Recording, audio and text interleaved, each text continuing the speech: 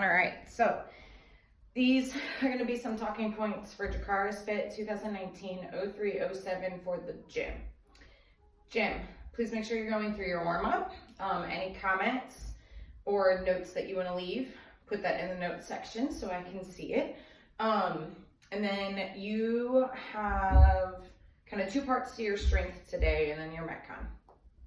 So you're starting with hang power cleans. Remember, for your hang power clean, you're gonna deadlift your bar up to full extension. Make sure you got a good grip if you need to. Keep that bar against your legs as you slide your hips back. Quick little pause, because you're not trying to use momentum, but you don't wanna hang for too long. Full extension, high pull, mini squat to catch that bar and up. Regrip, okay, for the amount of reps that you have. Your hands need to stay on your barbell for all 3 of your reps in order for it to count as 1 for your complex. Get as heavy as you can, take as much rest as you need in between sets, and make sure that you're doing all working sets, meaning that you're not counting the barbell as your first set, okay? Make sure that your first of your sets is a good weight.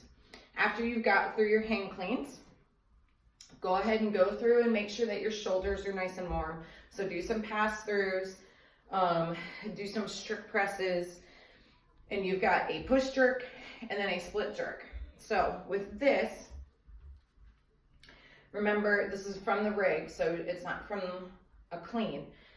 Feet are starting in your power position, so about hip width apart, maybe a little bit narrower, just depending on where you're at with that. Jerk grip position for your hands. Make sure your lats are nice and tight and locked in. Get that belly button and ribs down as always. Weight's going to be in your heels. Your dip and drive for your jerk is straight up and down. So we're not squatting to try to throw. I'm going to show you so my arm's not in the way. Straight up and down, up, and then jerk. So your push jerk is a mini squat underneath the catch that bar, right? Get your feet in, catch your bar, reestablish your foot position, because then you're going into a split jerk. Make sure I'm in the frame. We can do this. Okay, so same deal, dip drive, but then rather than mini squatting, you're splitting. And then bringing those feet together. With a split jerk, think railroad tracks, okay? So your feet are going out diagonally from each other. You don't want to bring them together like on a balance beam. Again, we're all about the stability with this, right? We're trying to get as low underneath that bar as possible because we are catching and receiving that bar with our arms already extended, okay? So your dip and your drive is just to give you some time so that you can immediately bang, here I am. I'm not pressing, I'm not receiving the bar like this and then pulling through. Okay, you're catching that bar with your arms straight. Ideally, your legs have gone the same distance away from each other so that barbell is centered over your hips. And from there, the most stable way to bring your feet back together, front foot back, back foot forward. That keeps the bar from traveling a lot.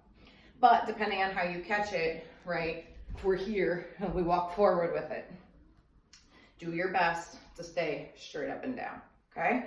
Get as heavy as you can with that. The push jerk should give you the confidence to be able to split jerk it, right? Split jerking is easier because you can get lower. And you already did it once, why not do it one more time, okay?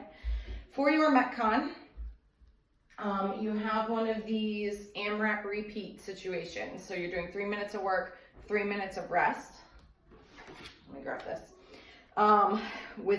It's not an AMRAP repeat, I'm sorry. It's as many reps as possible, but you've essentially got 2 buy-in movements and then your rep movement. So calorie row, pretty straightforward. Toes to bar, pretty straightforward. Once you've gotten through your row and your toes to bar, you then got sumo deadlift high pulls for your max reps and whatever remaining time you have.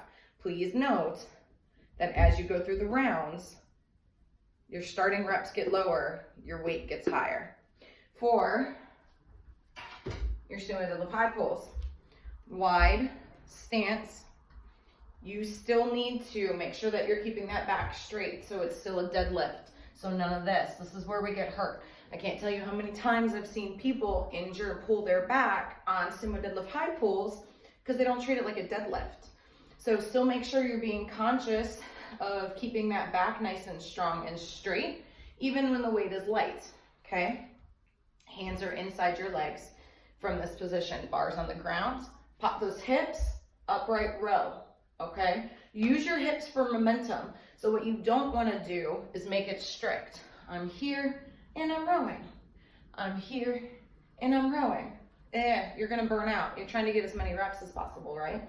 So almost treat it like a kettlebell swing, except for the fact that rather than pulling up this way, you're pulling up this way. So down to the ground, jump that bar up. Down to the ground, jump that bar up, okay? What you cannot do, and again, pet peeve with movements, is like a bent over panda pull situation. So this, no. You have to extend those hips all the way, pull that bar up to sternum level, okay? Back here or straight up, not here.